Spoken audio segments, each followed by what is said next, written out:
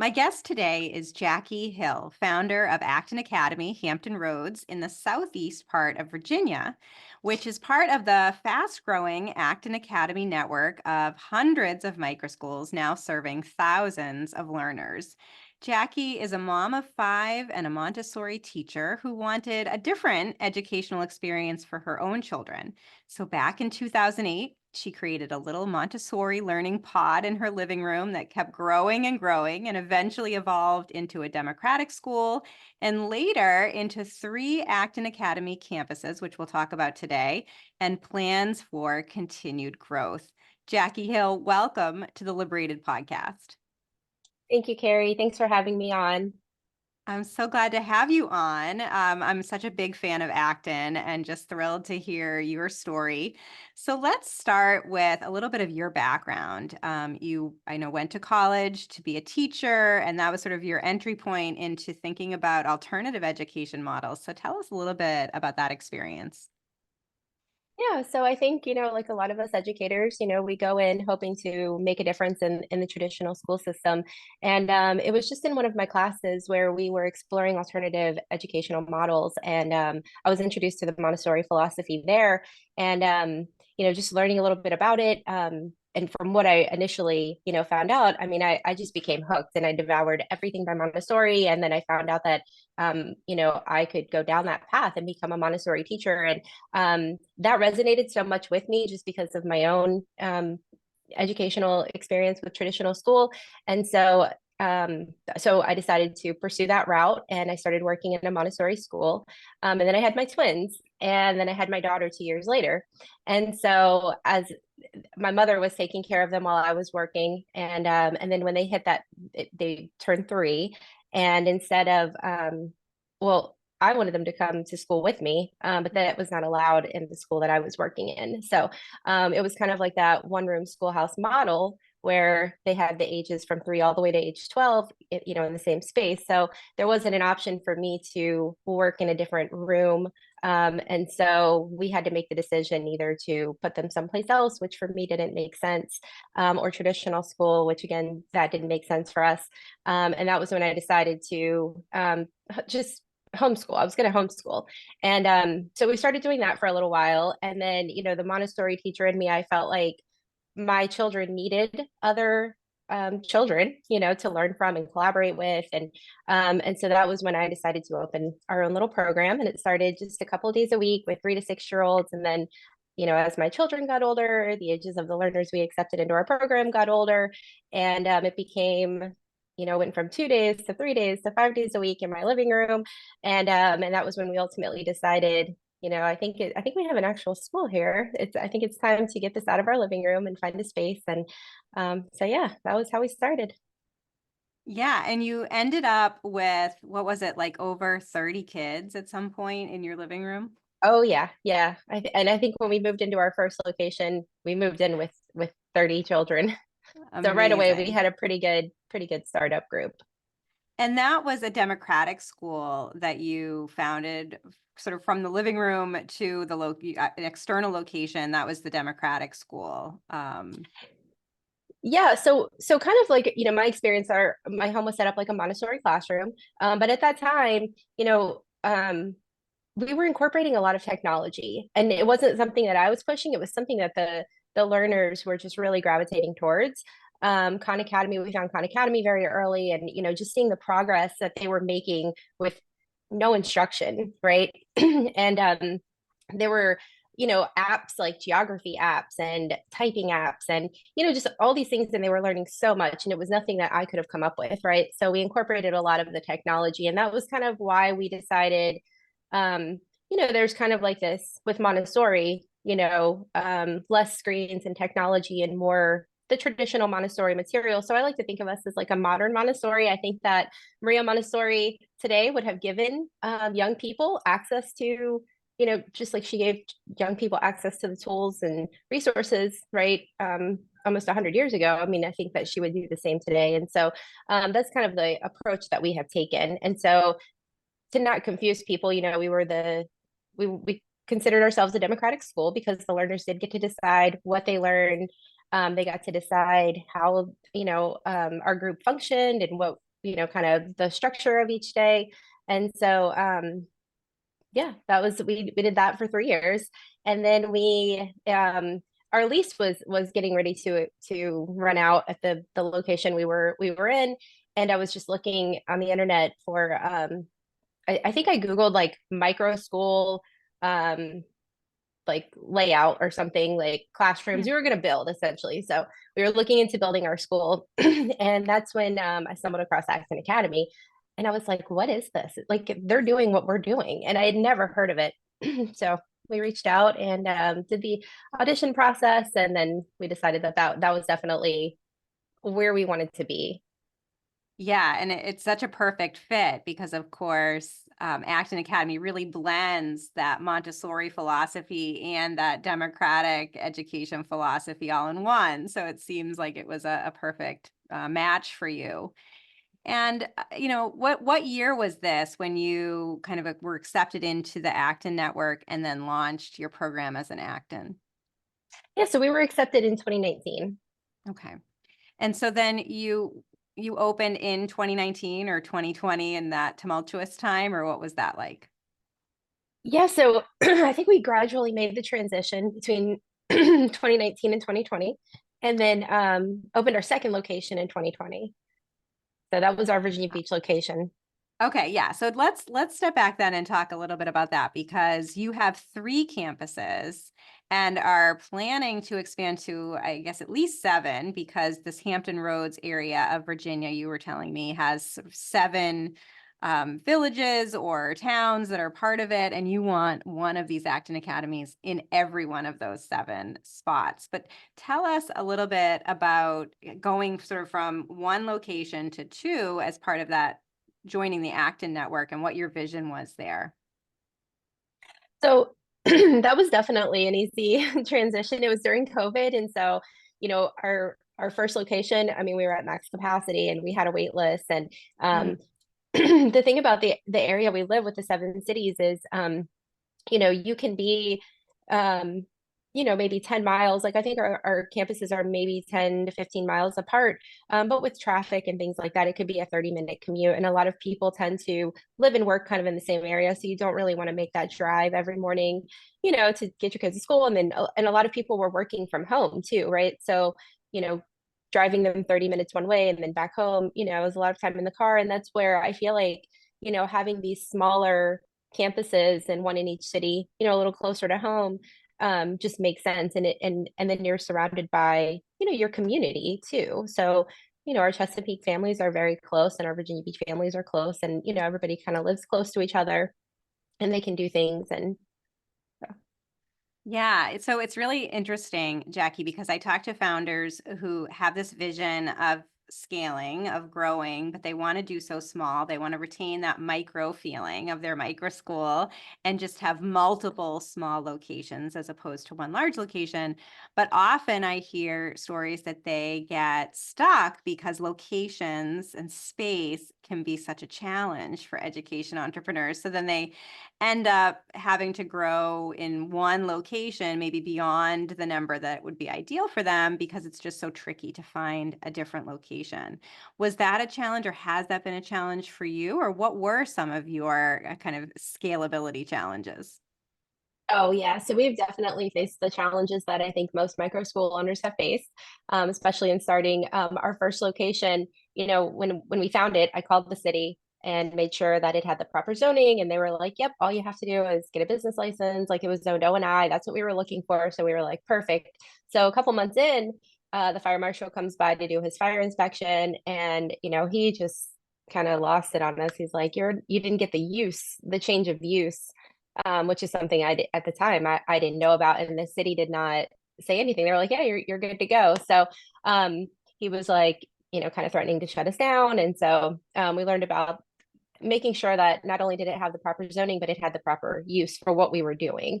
And a lot that was tricky because of our size, number one. So some people from the city wanted to categorize us as a school, right? Like we're going to have 600 children there, and then some Mm. people were like, is this a daycare? And we're like, no, we're not a daycare. And so they were like, well, what are you doing?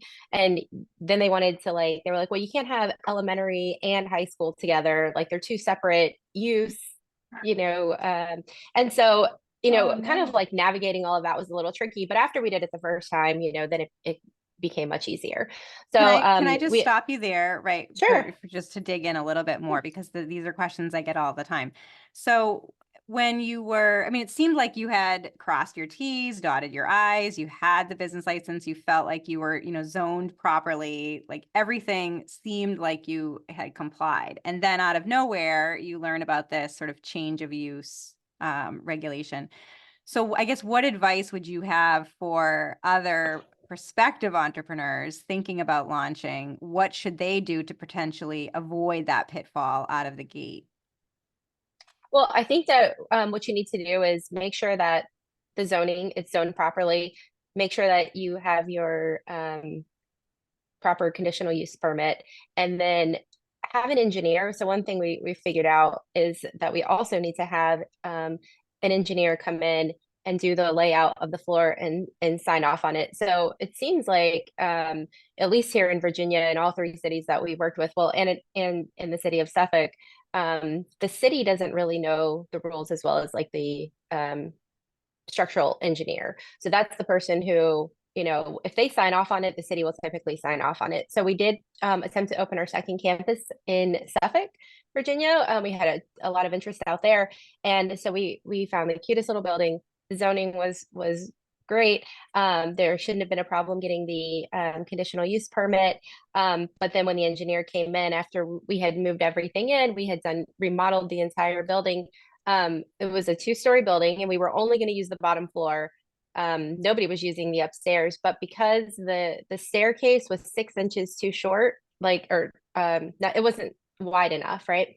So they could not sign off on the conditional use permit without rebuilding the entire staircase, which it was like 12 stairs, like you would find in a house, and Mm, so the owner said no to that, and we didn't want to do that anyway. That would have required restructuring the entire building, and right. so then we had to move out. So yeah, we've definitely had our challenges, but then moving into our Virginia Beach location just seemed like a breeze in comparison. We knew exactly what to do, Interesting. and then the same thing with our Norfolk location, which we just got really lucky. It had previously been a Montessori school, so it was had all the proper zoning and everything, and that was something we didn't even plan. The a realtor I was working with, she was like, this little space is available and it's really tiny. But we were like, we'll take it just because we knew we wouldn't have to jump through the hoops that we have had to jump through with Mhm. the other locations.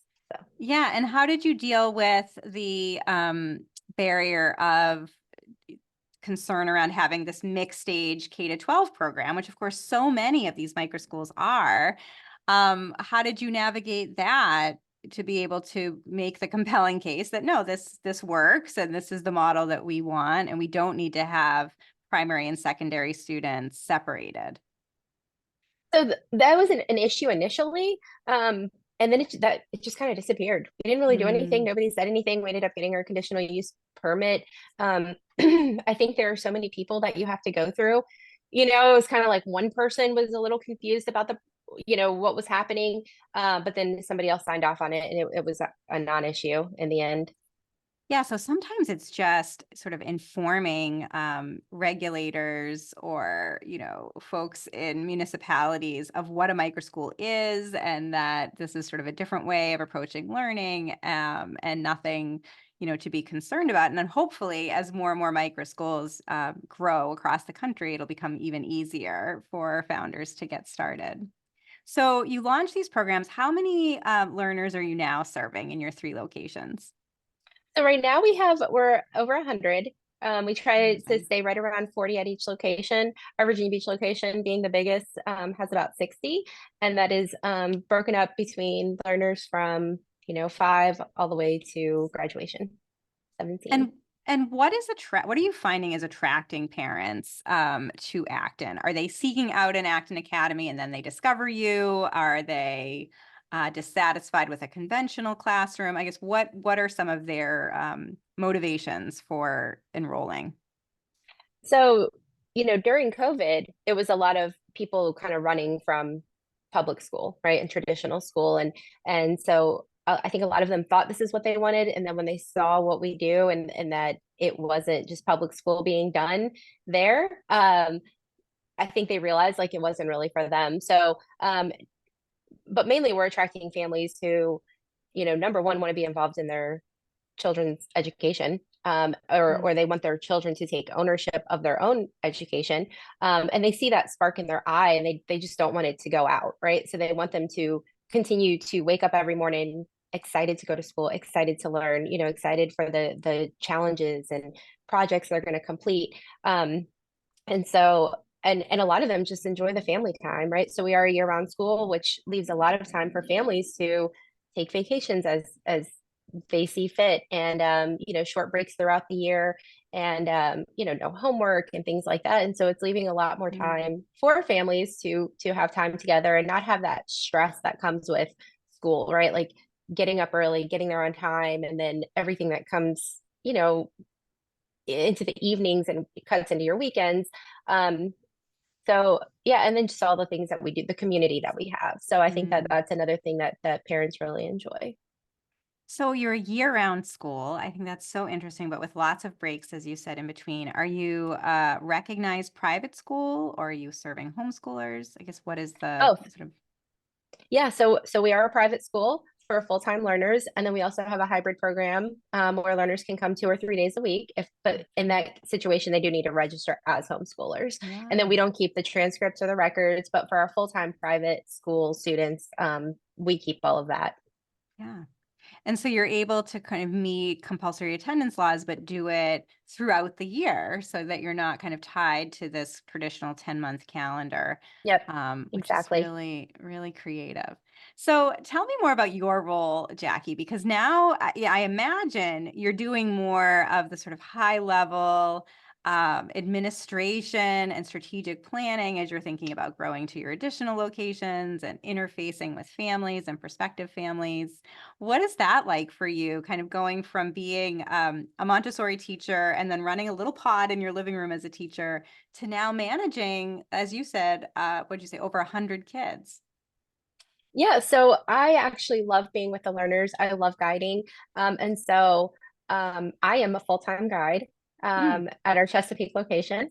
And so yeah, I stepped away from that role a little bit a year or two ago, and I just didn't enjoy it as mm. much. So not being in the studios with my learners and a part of that whole process, I just didn't find enjoyable at all. So I was doing more like work from home and working on the business side of things. And so what I realized is like those are the things I want to outsource, and I want to be in the studios with my learners every day.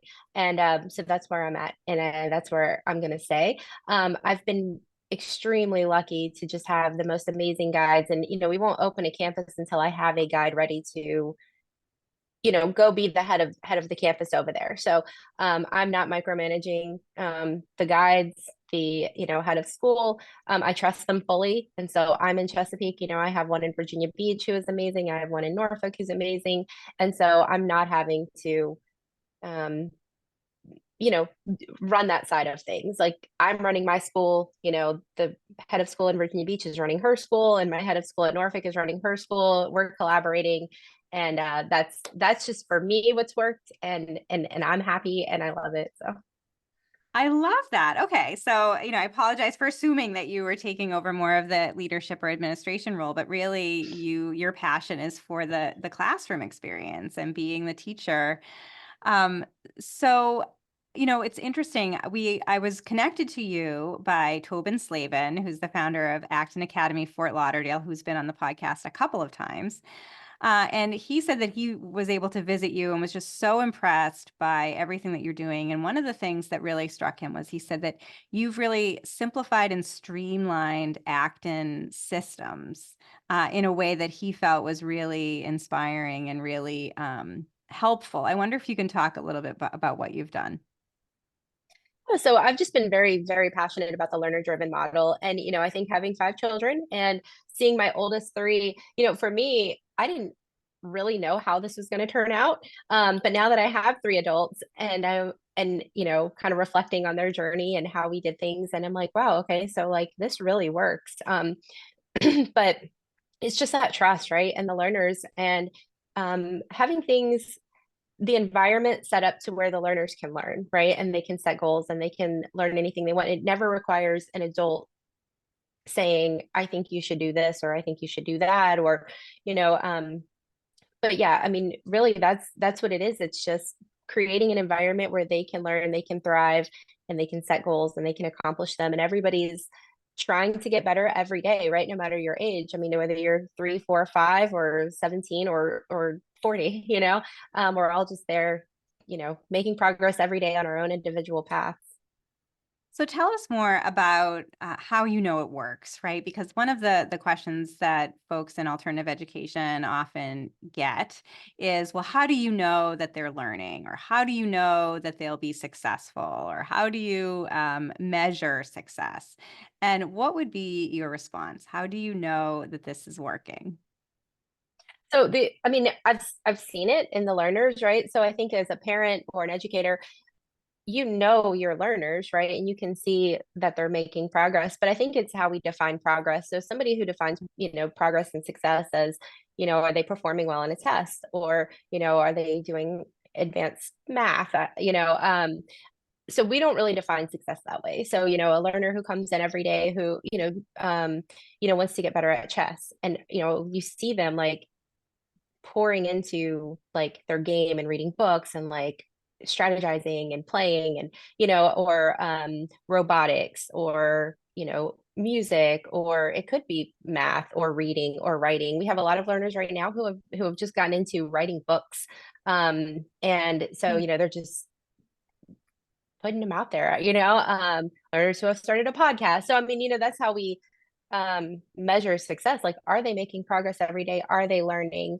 And but that's really all we want to see. I mean, for my own children, and a lot of our graduates, what we've seen is sometimes the formal academics do not come until later, right? When they see value in it. So, my twin boys, they're 20 now, but they decided they wanted to become electrical engineers. And so, they were like, all right, we got to take SATs, and we've got to, do the high level math and things like that. So, when they saw value in it, right, that ability to work hard and push through those challenging classes and things that maybe you didn't want to take when you were younger and didn't have any interest in, when you see value in it, you do it. So, Wow. and we've seen that over and over again. So I'd love to talk a little bit about what differentiates sort of established alternative education models from these more emerging microschool models. You discovered alternative education sort of through Montessori, and then taught in an established Montessori school. And of course, Montessori schools are very much a part of this alternative education ecosystem. But what do you think distinguishes these more established alternative schools from, again, these sort of emerging microschool models and programs like Acton? So you said what establishes the traditional schools? What is the difference between, like, for example, the established Montessori school that you were teaching in, and then these emerging models, right? Because they're all kind of under the umbrella of alternative education and have been for many years. But I would imagine that you see some differences in these more emergent microschooling models than maybe in more of these established alternative schools. Yeah, so I know like with the traditional Montessori school, there's a natural or a progression, right, that is determined by the guide. So, if you maybe have an interest in a certain work, but it's a little bit above your level, like the guide will say, well, like you're not ready for that. You have to go through these lessons first. And so that was one thing that I never wanted to say to a young person, like you're not ready. If you want to try to tackle something that's designed for somebody much older, like let's do it. But um yeah, it's the reason I love all the micro schools that are popping up is they're also unique, right? So we have ours, and we're very learner driven, like that's our thing. But then there are others where they're forest based, like, or we have some that are more small group based, right? So if your learner does have special needs or does need like the more one-on-one, you can look for that. And so that's what I love about I mean, thanks to you and others, the micro school movement is really taking off. And so I love to see all the unique schools that are popping up. Because I think then, parents really they really can think about what is going to work best for their child, right? Like maybe your child does need to be outside all day. That's just where they thrive. And so Mhm. you can find a school, that will work for your child, if they need one-on-one, or if they're really just highly motivated and they can be in this learner driven environment. But they're also unique, and I think that that's one thing that I love is they're not all the same, even amongst Actons. We all have our own approach, and it's kind of based on our studio, because the learners really do get to design and create what is happening there. So they're also Exciting. unique, and it's an exciting time, because I really do think that, and that's the reason that I'm just so thankful to be a part of the Acton Network, because we have all of these um, education entrepreneurs kind of coming together, right? And it was very lonely to be doing it on my own, and so now I have all these amazing people that I get to collaborate with and connect with. And so I think for anybody who is thinking about, starting a school or looking at micro schools, um, there are definitely so many resources out there where you can find what works for your child. And you are instrumental in building them. So tell us about the growth strategy going forward. I guess what's your timeline for opening your additional locations in Hampton Roads? What are you thinking about as you begin to scale? So we're just, there's no rush. I think we have a couple of people that are looking for us, and they're, letting us know when things have proper zoning. We definitely don't want to go through the challenges that we went through before. So, Mhm. in getting things rezoned and stuff like that. So, we just have people keeping an eye out. If they find something that has the proper zoning already, we're just kind of ready to jump on it, when that opportunity becomes available. And do you have wait lists already? Because one of the questions I get, especially from people who may be running one micro school and looking to create another one, is sort of when is the right time?